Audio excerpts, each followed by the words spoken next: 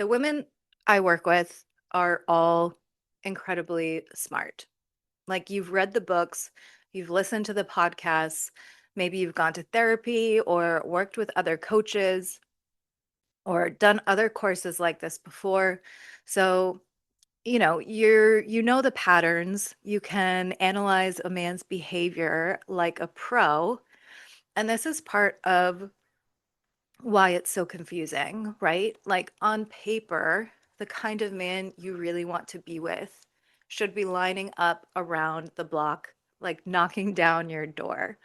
But instead, it's men who won't commit, who maybe don't even treat you that great. Maybe the chemistry is there, but they're just not on your level, like just not the kind of guy you imagine yourself being with, or like, deep down that you'd be settling if you ended up with this kind of guy, right?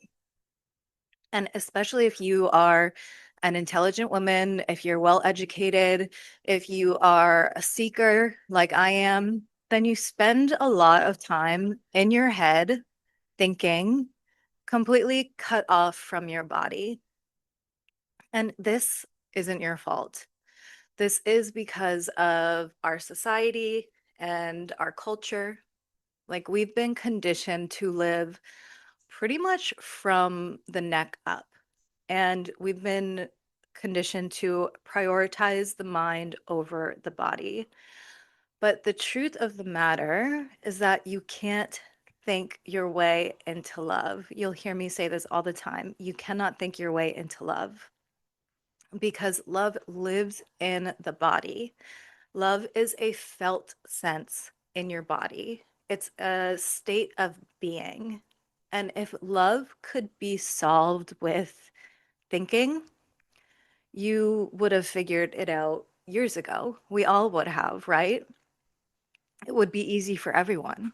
But like we've talked about, thinking can't override your nervous system wiring. Your body, not your mind, is what determines who you're drawn to and who is drawn to you. It determines how you show up with men. It determines what feels like love to you. And so you can know in your head that a guy is not right for you, but you still feel drawn to him. Maybe your body feels hooked, or you're like just craving, like almost desperate for his attention when you're not getting it. And you stick around waiting for a guy to change.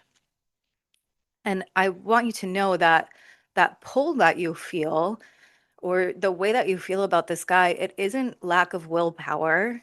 And it's not because you're bad at love or because there's something wrong with you. And it's not because that's all you deserve.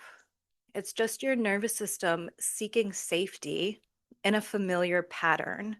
Like there's actually, this is the opposite of something being wrong with you. Like your nervous system is currently working perfectly, doing exactly what it's supposed to do. And until you reset this pattern, logic and mindset and more trying to figure it out won't change the pattern. And when we try to think our way through dating, we usually just get caught in a loop of self judgment and maybe even shame, right? Let's take a breath together.